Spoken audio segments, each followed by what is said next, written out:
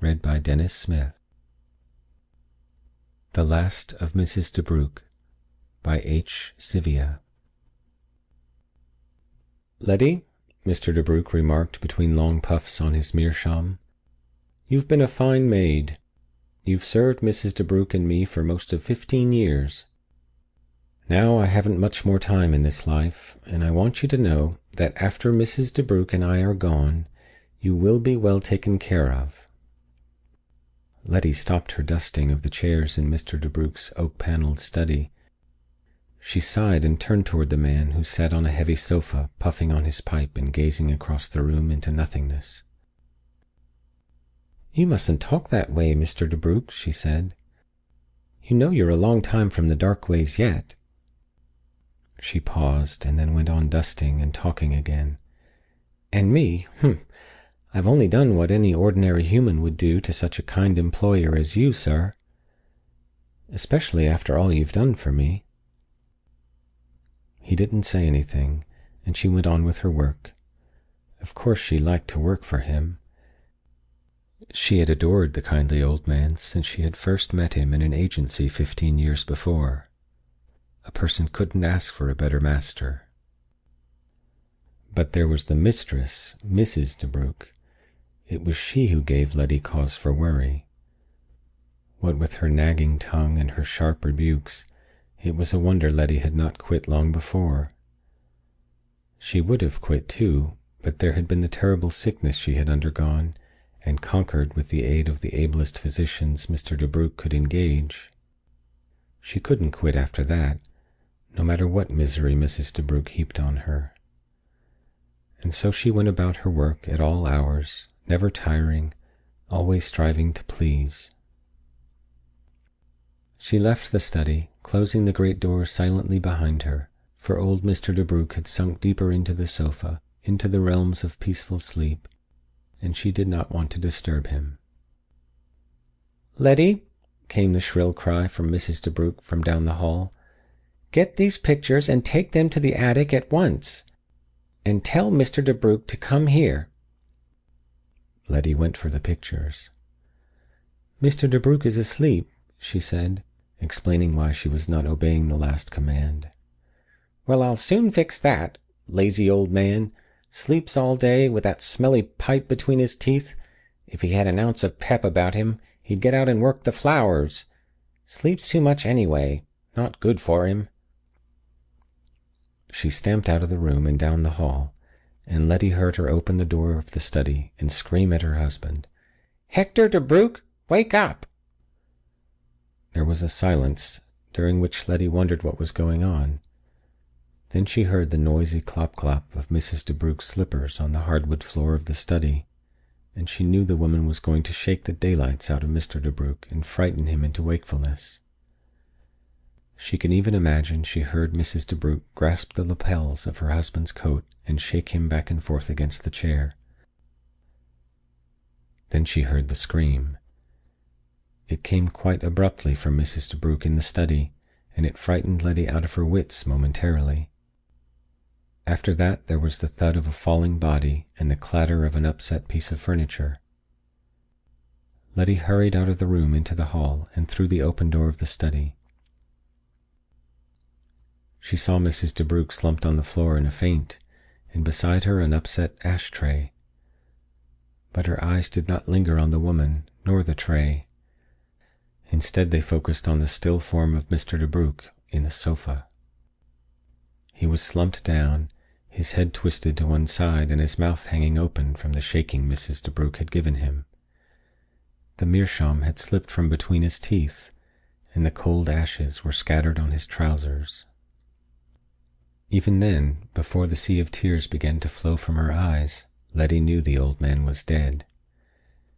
She knew what he had meant by the speech he had said to her only a few minutes before. "His heart," was the comment of the doctor who arrived a short time later and pronounced the old man dead. "He had to go, today, tomorrow, soon." After that he put Mrs. DeBrugh to bed and turned to Letty. "Mrs. DeBrugh is merely suffering from a slight shock. There's nothing more I can do. When she awakens, see that she stays in bed for the rest of the day." He left then, and Letty felt a strange coldness about the place, something that had not been there while Mr. DeBrugh was alive. She went downstairs and made several telephone calls which she knew would be necessary. Later, when Mrs. DeBrugh was feeling better, other arrangements could be made. She straightened the furniture in the study, pushing the familiar sofa back in place from where Mr. DeBrugh invariably moved it. Then she knocked the ashes from the meerschaum, wiped it off, and placed it carefully in the little glass cabinet on the wall where he always kept it. Times would be different now, she knew. She remembered what he had said. "You will be well taken care of." But there had been something else. "After Mrs. DeBrugh and I are gone." Letty could no longer hold back the tears. She fell into a chair and they poured forth. But time always passes, and with it goes a healing balm for most all sorrows. First there was the funeral. Then came other arrangements. And there was the will, which Mrs. DeBrugh never mentioned. His things would have fallen into decay but for the hands of Letty. Always her dustcloth made his study immaculate. Always the sofa was in place, and the pipe, clean and shining, in the cabinet. There was a different hardness about Mrs. DeBrugh. No longer was she content with driving Letty like a slave day in and day out. She became even more unbearable. There were little things, like taking away her privilege of having Saturday afternoons off, and the occasional forgetting of Letty's weekly pay. Once Letty thought of leaving during the night, of packing her few clothes and going forever from the house. But that was foolish. There was no place to go, and she was getting too old for maid service. Besides, hadn't Mr. DeBrugh said she would be taken care of? "After Mrs. DeBrugh and I are gone."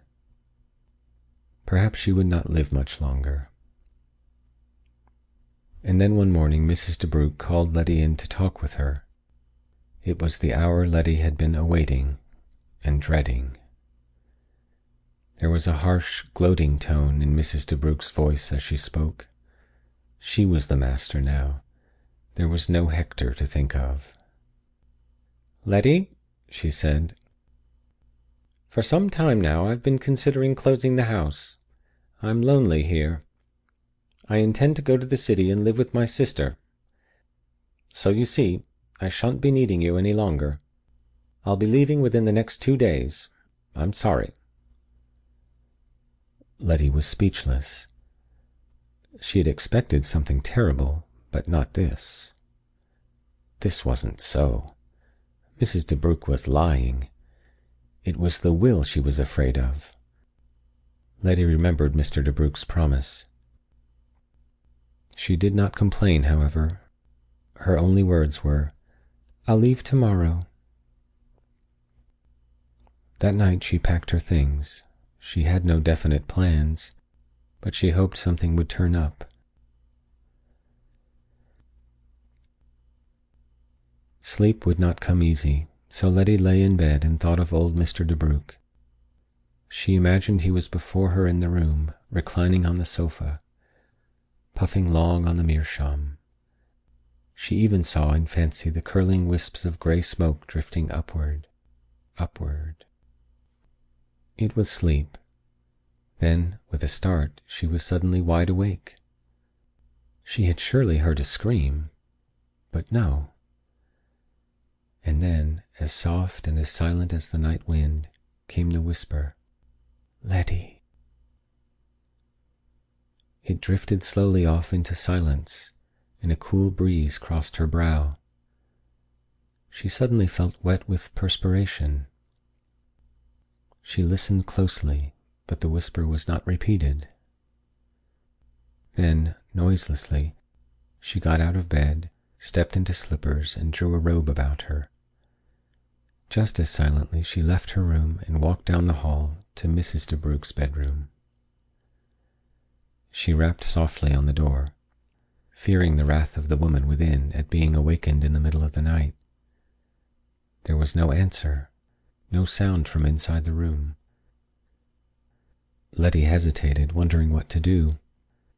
And once more she felt that cool, death-like breeze and heard the faintest of whispers, fainter even than the sighing of the night wind. Letty. She opened the door and switched on the light. Mrs. DeBrugh lay in the bed as in sleep, but Letty knew, as she had known about Mr. DeBrugh, that it was more than sleep. She quickly called the doctor, and sometime much later he arrived, his eyes heavy from lack of sleep. "Dead," he remarked after looking at the body. "Probably had a shock. Fright, nightmare, or something her heart couldn't stand. I always thought she would have died first." Letty walked slowly from the room, down the stairs, still in her robe and slippers. The doctor followed and passed her, going through the door into the outside. She walked, as though directed by some unseen force, into Mr. DeBrugh's study. She switched on a lamp beside the sofa on which he had always sat, and she noticed that it was moved slightly out of place. There was something else about the room, some memory of old days. First she saw some sort of legal document on the table and wondered at its being there. The title said, "Last Will and Testament of Hector A. DeBrugh." It was brief. She read it through and found that Mr. DeBrugh had spoken truthfully in his promise to her. Beside the will on the table was another object, and she knew then what the something else in the room was. The meerschaum. It lay there beside the document, and a thin spiral of grayish smoke rose upward from it toward the ceiling. No longer did Letty wonder about anything. The end of The Last of Mrs. DeBrugh by H. Sivia. Read by Dennis Smith.